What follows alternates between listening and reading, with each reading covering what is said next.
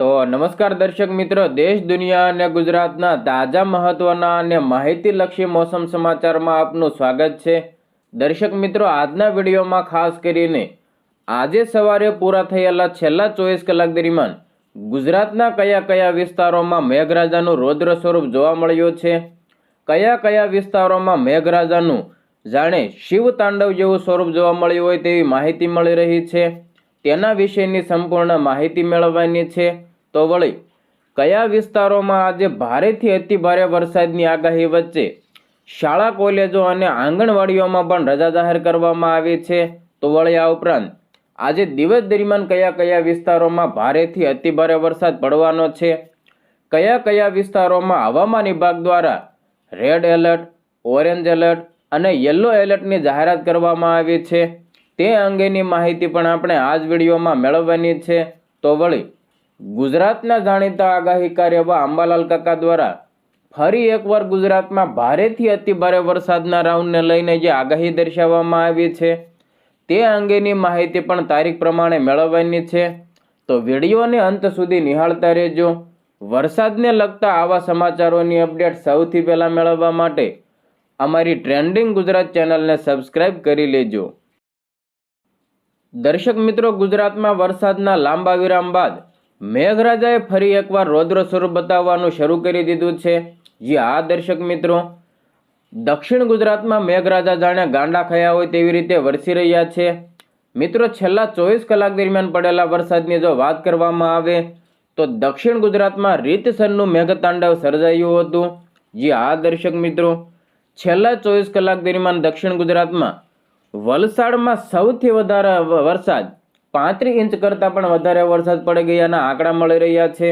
તો છેલ્લા 24 કલાક દરમિયાન ગુજરાતના કયા કયા વિસ્તારોમાં મેઘરાજાની એન્ટ્રી જોવા મળી છે તેની ફટાફટ વાત કરી લઈએ.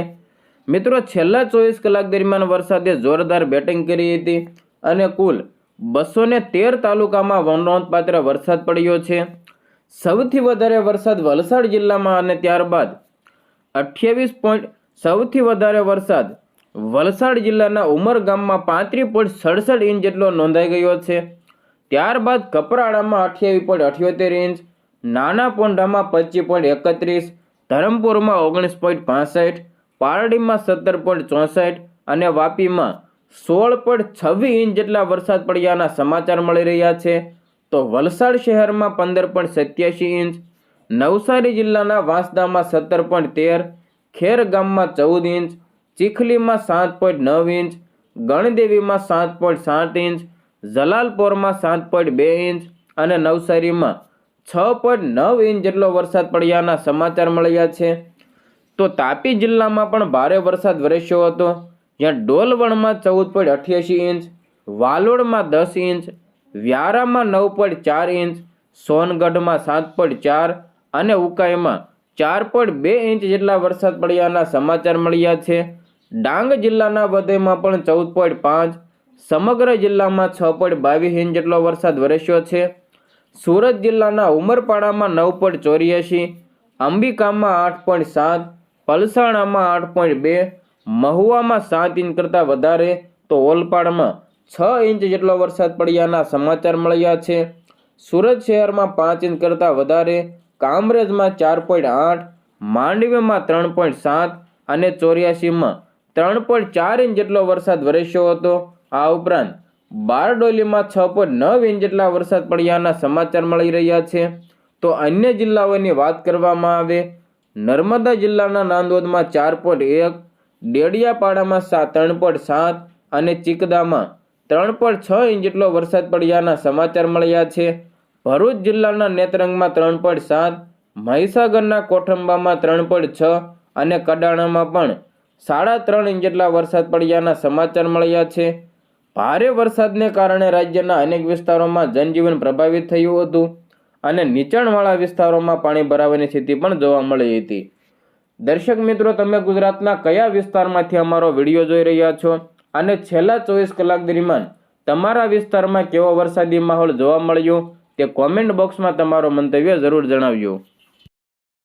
દર્શક મિત્રો, આ તો વાત થઈ ગઈ આજે સવારે પૂરા થયેલા છેલ્લા 24 કલાક દરમિયાન પડેલા વરસાદ વિશે, પરંતુ હવે આજે દિવસ દરમિયાન પણ અને આગામી દિવસોમાં પણ હજુ ગુજરાતના કયા કયા વિસ્તારોમાં મેઘરાજા સટાસટી બોલાવાના છે તેની ફટાફટ વાત કરી લઈએ. મિત્રો, ગુજરાતમાં ફરી એકવાર મેઘરાજા મહેરબાન થવાના શરૂ થઈ ગયા છે. અપર એર સાયક્લોનિક સર્ક્યુલેશન અને ટ્રફ લાઇન સક્રિય થવાને કારણે હવામાન વિભાગે આગામી 27 જુલાઈ સુધી રાજ્યના મોટા ભાગના જિલ્લાઓમાં અત્યંત ભારે વરસાદની આગાહી કરી છે. રાજ્યમાં દક્ષિણ ગુજરાતમાં મેઘરાજાએ તોફાની બેટિંગ કરી છે. એક સાથે 4 સિસ્ટમ સક્રિય થતા રાજ્યમાં ભારેથી અતિભારે વરસાદની આગાહી કરવામાં આવી છે. જેમાં આજે મહીસાગર, પંચમહાલ, દાહોદમાં ભારે વરસાદનું રેડ એલર્ટ આપી દેવામાં આવ્યું છે. તો વળી 11 જિલ્લા એવા છે કે જે વિસ્તારોમાં ઓરેન્જ એલર્ટ અપાયું છે. તો 10 જિલ્લામાં છૂટાછવાયા સ્થળોએ ભારે વરસાદનું યલો એલર્ટ પણ જાહેર કરવામાં આવ્યું છે. મિત્રો, હવામાન વિભાગે આજે 3 જિલ્લામાં અતિભારે વરસાદની શક્યતાને જોતા રેડ એલર્ટ જાહેર કર્યું. જેમાં પંચમહાલ, દાહોદ અને મહીસાગરમાં ભારે વરસાદનું રેડ એલર્ટ જાહેર કરવામાં આવ્યું છે. તો વળી 11 જિલ્લાઓ એવા છે કે જ્યાં ઓરેન્જ એલર્ટ આપવામાં આવ્યું છે. હવામાન વિભાગે રાજ્યના અનેક જિલ્લાઓમાં ભારે વરસાદની આગાહીને ધ્યાનમાં રાખીને ઓરેન્જ એલર્ટ જાહેર કર્યું. આ એલર્ટ હેઠળ સાબરકાંઠા, ગાંધીનગર, અરવલ્લી, ખેડા અને વડોદરા, છોટા ઉદેપુર, નર્મદા, ડાંગ, નવસારી, વલસાડ, તાપી તેમજ કેન્દ્ર શાસિત પ્રદેશો દમણ અને દાદરા નગર હવેલીમાં આગામી સમયગાળા દરમિયાન ભારેથી અતિભારે વરસાદ પડવાની શક્યતા છે. આ વિસ્તારના લોકોને સતર્ક રહેવા, બિનજરૂરી મુસાફરી ટાળવા અને સ્થાનિક તંત્ર દ્વારા આપવામાં આવતી સૂચનાઓનું પાલન કરવાની પણ સલાહ આપવામાં આવી છે. મિત્રો, ભરૂચ, સુરત અને ડાંગ ઉપરાંત બનાસકાંઠા, મહેસાણા, આણંદ, સુરેન્દ્રનગર, અમરેલી અને ભાવનગર, તો બોટાદ અને અમદાવાદના વિસ્તારોમાં આજે છૂટાછવાયા મધ્યમ વરસાદની આગાહીને જોતા યલો એલર્ટ જાહેર કરવામાં આવ્યું છે. હવે મિત્રો, આગળ વાત કરીએ તો ગુજરાતમાં વરસાદની આગાહીને લઈને હવામાન વિભાગ ઉપરાંત ગુજરાતના જાણીતા આગાહીકાર એવા અંબાલાલ કાકા દ્વારા પણ ફરી એકવાર નવી નક્કોર આગાહી દર્શાવી દેવામાં આવી છે. જે આ દર્શક મિત્રો, અંબાલાલ પટેલે ફરી એકવાર વરસાદને લઈને નવી નક્કોર આગાહી દર્શાવી છે. હવામાન નિષ્ણાત અંબાલાલ પટેલે આગામી 48 કલાકમાં રાજ્યમાં ભારે વરસાદની આગાહી કરી છે. દક્ષિણ ગુજરાતમાં તો પૂરની સ્થિતિ સર્જાવાની શક્યતા તેમણે જણાવી છે. તો અમદાવાદ અને ગાંધીનગરમાં પણ વરસાદ પડી શકે છે. અત્યાર સુધી જ્યાં નહિવત વરસાદ નોંધાયો છે એવા ઉત્તર ગુજરાતમાં અતિ ભારે વરસાદની શક્યતા તેમણે જણાવી છે. મિત્રો, રાજ્યમાં ભારેથી અતિભારે વરસાદની આગાહી તો કરવામાં આવી છે, પરંતુ હજુ પણ ગુજરાતમાં વરસાદની ઘટ છે.